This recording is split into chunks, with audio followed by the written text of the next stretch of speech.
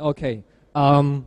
Changing the state of your consciousness is changing the state of your consciousness by external means is something you're probably familiar with. Usually these means are chemical means like drinking something, eating something, or smoking something. Mitch Altman, inventor of TV Begun, will tell us today what can be achieved using sound and light. Have fun.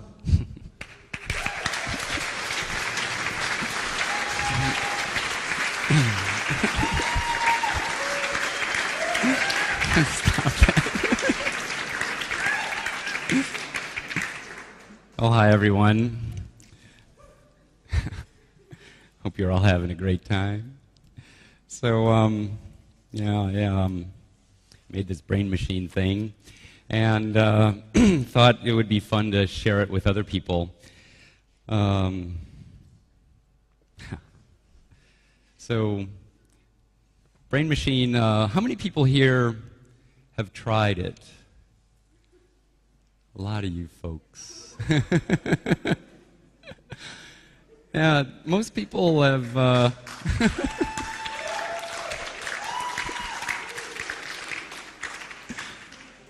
guess most people seem to like it.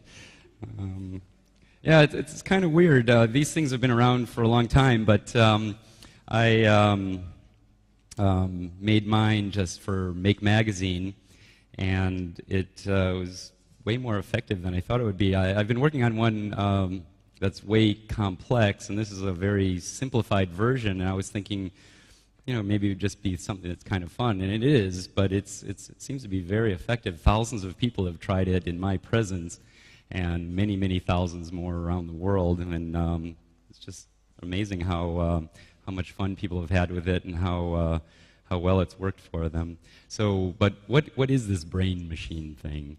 So it's got lights in front of your eyes. You've probably seen some people looking like zombies or whatever with these blinking lights, and the graphics were really important for enhancing that effect.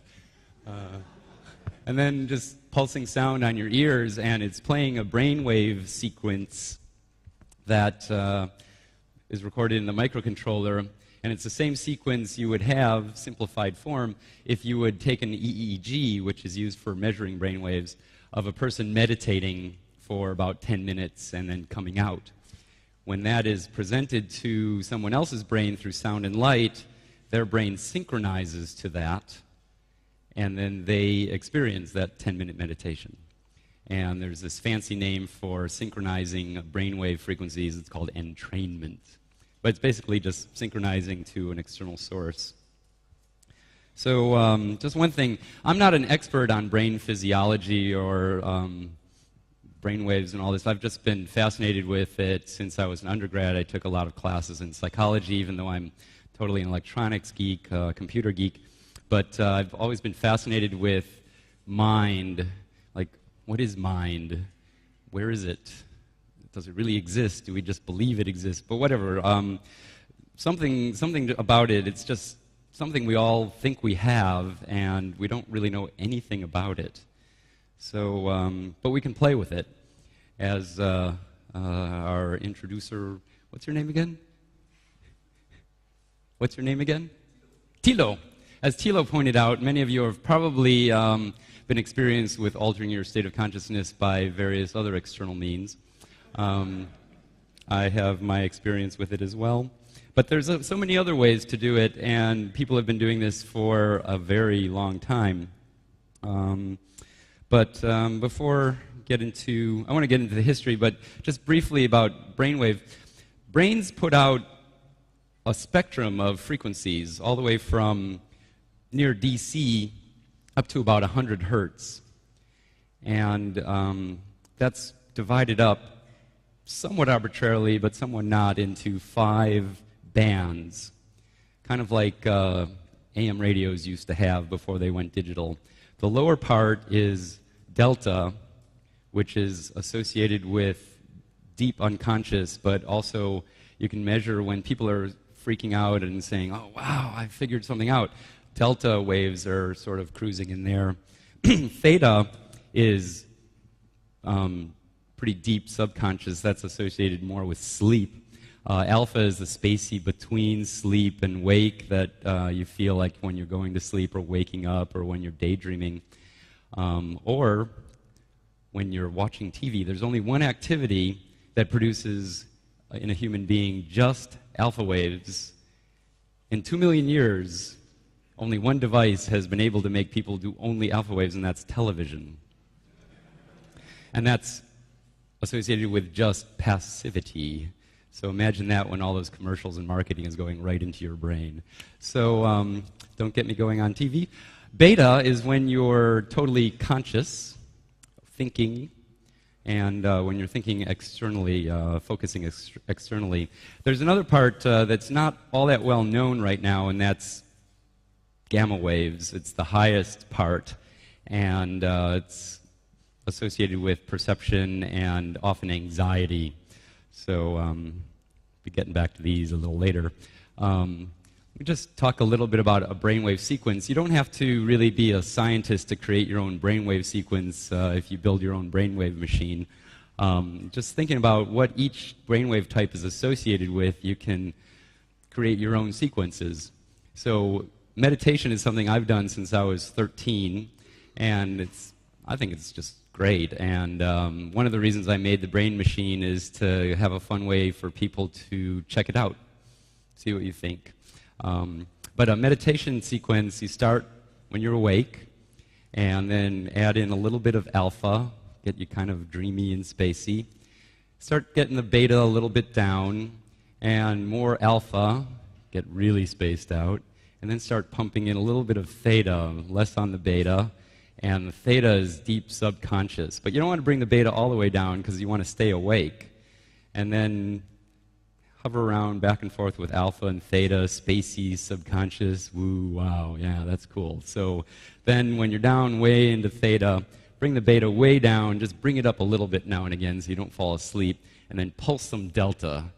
And a lot of you in here have really started drooling when the delta started with the brainwave machines, and that's usually when I take your picture. So when you're doing that with meditation, you hang out there a while. It's really interesting. With meditation, you're looking somewhat like you're asleep, and yet there's beta happening, so you're awake, and the alpha kind of bridges the gap, and you're somewhat aware of things that are normally subconscious or unconscious. And then when you come back up, reverse the process, you can bring something of your subconscious up with you, hopefully feeling really fabulous. So inventing is kind of a weird process. It seems that when you think of an idea, someone has already thought of it. That always happens. I was lying in my room meditating, wondering, what should I build next? I want to come up with a cool project, and I was just laying there and zoning out, and suddenly, poof, this idea came into my head. And I was thinking, what would happen if you played a brainwave sequence into someone else's brain, or my brain? And, would your brain sync up to that? And if you did sync up with it, would you actually experience what you would be experiencing if you came up with those brainwaves yourself? And the answer to all that turns out to be yes. But getting back to the inventing thing, I went to research the answer to these questions, and I found out that people have been doing this stuff since the 30s. So it's just back then they didn't have microcontrollers to make it easy. And there's all these companies out there selling these things, but they're super expensive. And there's all this kind of woo stuff around them, and they're making all these claims of fantastic healing experiences or whatever. And maybe some of it's okay, but it kind of scares away a lot of people. This stuff, it's not, I don't know, it's just, it's based on a lot of research that's been done. It works on most people. Their brains do sync up to this stuff. But as for all the claims and whatever, I don't know, like maybe build one yourself and try it out and see what it does for you. Just one more thing with inventing. There's only been one thing that I've ever come up with an idea that no one else seems to have thought up before, and that's TV be gone, and I don't think that'll ever happen to me again. So I'd like it to. So just a bit of history about this stuff. Sound is really the first way that people have synchronized their brains to go to an altered state. And ritual dancing, drummer circles and all that is usually at theta waves, but also sometimes alpha. So beta is happening automatically because people are dancing, and they're not falling asleep while they're dancing usually. Unless they're doing, unless someone just did.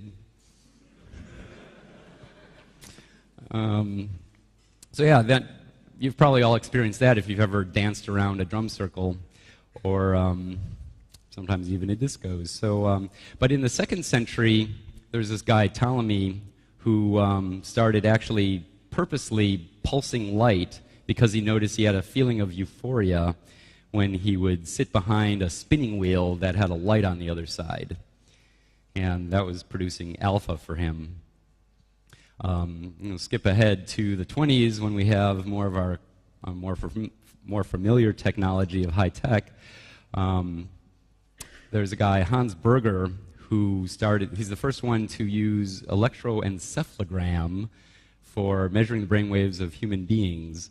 Electroencephalogram at that time, EEG for short, was brand new, and it was really cool. He was the first one to categorize brainwave types, and they're the ones we're still using today. Alpha was the first one he saw, so he named it alpha. It's the first letter of the Greek alphabet. Beta was the second, and theta and delta in that order. That's why they're named that. So in the 30s, there was a guy who heard a lecture by Hans Berger, and he got into this stuff. Did tons of research in the field. He's a really interesting character. He wrote an incredible book called The Living Brain, where he talks about his, at that time in the 50s, 20 or so years of research. And he used flickering lights to synchronize his subjects, research subjects' brains, so he could get sort of a base of where they're at. Usually he would put them into alpha waves. Incidentally, he also did a lot of work with robots.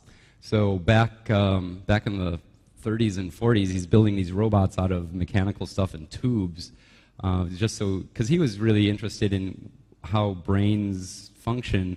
He wanted to see physiologically this brain thing creates all these diverse sets of behaviors.